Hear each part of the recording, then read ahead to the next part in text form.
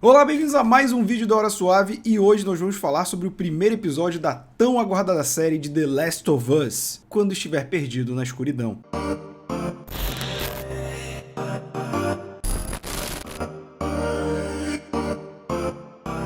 Começando já falando do nome, ele é o lema dos Vagalumes, né, que é esse grupo apresentado já no primeiro episódio. Quando estiver perdido na escuridão, procure a luz. Os Vagalumes, como seres luminosos, são a luz nesse mundo aí de trevas em que eles vivem. A gente já vai chegar nesse ponto daqui a pouco. Destacar já bem do princípio essa cena deles debatendo o fungo, né, que pode ser uma ameaça se o planeta aquecer e tudo mais. E isso é uma abordagem bem diferente do que foi feito no jogo, principalmente porque você vai me ouvir falar muito aqui na diferença de como você tem que analisar as coisas num jogo e como analisa numa série, num filme ou coisa assim. E eles fizeram isso por dois motivos. Um, para já deixar bem claro para o espectador, eles têm que criar esse motivo, né? No jogo a gente vai vindo aos poucos, achando coisas com você jogando, mas na série tem que ser mais direto, então eu achei muito legal como eles fizeram. A segunda é para diferenciar do que a gente passou, né? Vale lembrar que de 2020 para cá a gente passou por anos de pandemia que ainda tá rolando, então você afastar essa questão de uma pandemia respiratória, coisa do tipo, faz sentido para não gerar esse trauma. Muita gente perdeu entes queridos, muita gente tá traumatizada, com fobia social até hoje, então é importante. Isso também mostra a diferença de como as coisas são abordadas para a narrativa da série, né, para a condução dessa série, e isso também vem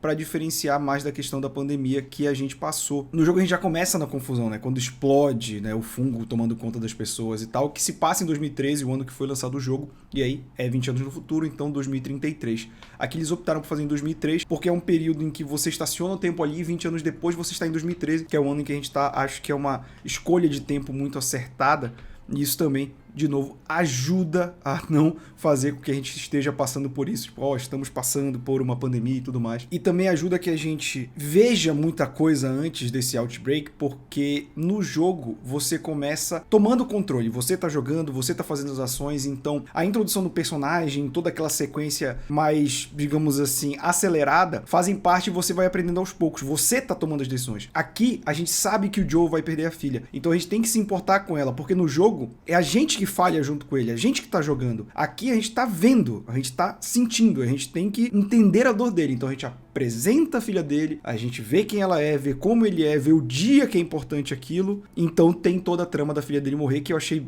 bem conduzida demais nesse episódio. E o motivo que eu acho que esse roteiro tá casando tão bem entre colocar as coisas importantes do jogo, mas adaptando pra uma linguagem narrativa de outra mídia, é porque a gente tem o Neil Druckmann, que é roteirista, diretor e criador do The Last of Us pra PlayStation 3, lá atrás em 2013, e ele também tá escrevendo o roteiro da série, e quem está fazendo o roteiro junto com ele é o Craig Mazin, que é responsável por séries de renome, como ser o showrunner de Chernobyl, que é muito elogiada da própria HBO, e também por pérolas do cinema como Super-Herói, o filme. Desculpe, Lance.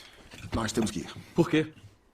Eu caguei nas calças. E durante esse outbreak tem alguns acenos, assim, provavelmente tem um easter egg mesmo, que é quando a filha do Joel fala que ela pegou aquele Curtis and the Viper 2, que é um filme que ele gosta. Isso é uma referência do jogo The Last of Us 2, que lá pra frente a Ellie pega e tá falando, o que o Joel gosta. Ele gosta de um filme antigo dos anos 80 chamado Curtis and the Viper 2, então é uma referência ao jogo, a sequência que saiu recentemente. A gente também tem uma diferenciação, né, porque no jogo a gente vê uma questão dos caras ficando acelerados, vindo pra cima, muito zumbi, né, e, bom, de 2013 pra cá já tava rolando um pouco, mas essa moda de zumbi meio que deu uma saturada, então você tem que diferenciar esses seres dos zumbis normais. Daqui a 20 anos, né, nesse salto do futuro, eles são diferentes, o fungo toma conta, fica uma parada mais cogumelo e tal, fica um visual próprio muito bonito, mas nessa cena da insurreição, do fungo tomando conta, tinha que se criar uma diferença, e essa cena do fungo saindo pela boca da velha, cara, é fantástico, é um fator de filme de terror maravilhoso e que diferencia de outros tipos de zumbi. Quando a gente passa pros 20 anos no futuro, acho legal que eles vão botando aos poucos as coisinhas que a gente vai vendo, né? Porque, por exemplo, você vê a criança andando, vê que tá em Boston, o cara tava em Texas, foi pra Boston, do outro lado do país, atravessou ele, sabe? E aí a gente vê uma criança, a gente vê o teste, a máquina, e que eles matam as pessoas que estão infectadas, porque é o melhor pra segurança de todo mundo, mesmo sendo uma criança e tudo mais. E você vê um Joe já sem esperança, fazendo o que ele tem que fazer pra conseguir algum dinheiro, né? Seja incinerando o corpo, seja mexendo com coisa que ninguém quer, seja traficando, como ele trafica com o policial, né? E que isso vai ser importante mais lá pra frente. E a gente tem também essa diferença de como essa parte,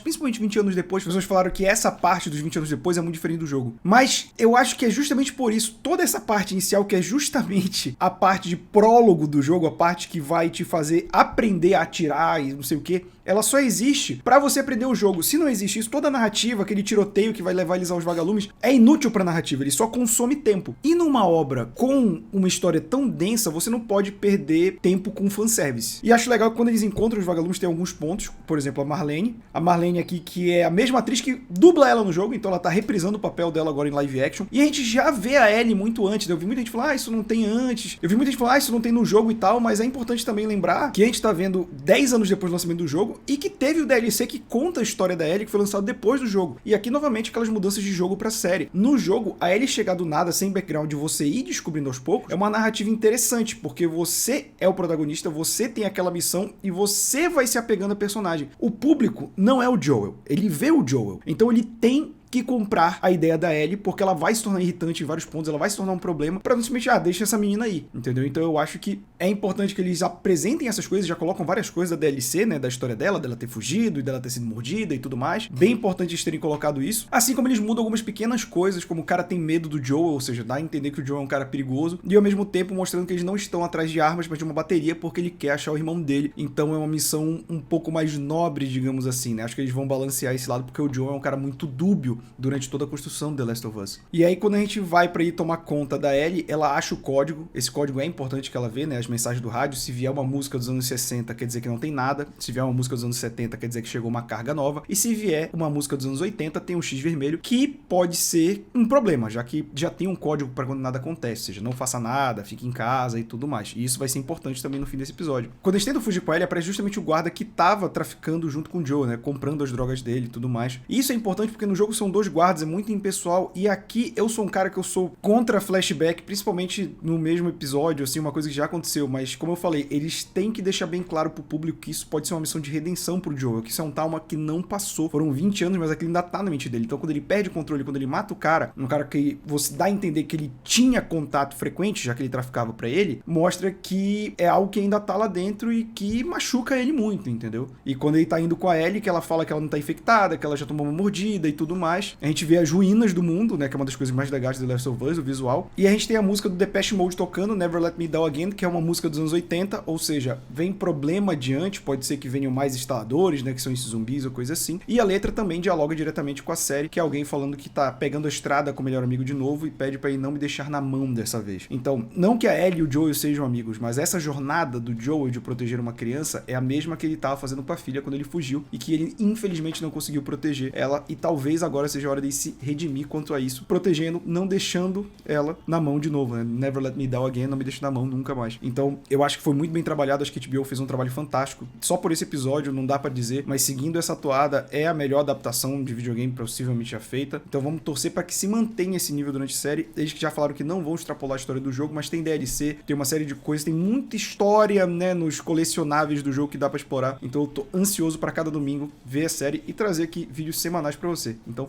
não se esquece de deixar aquele like, compartilhar com seus amigos e até a próxima.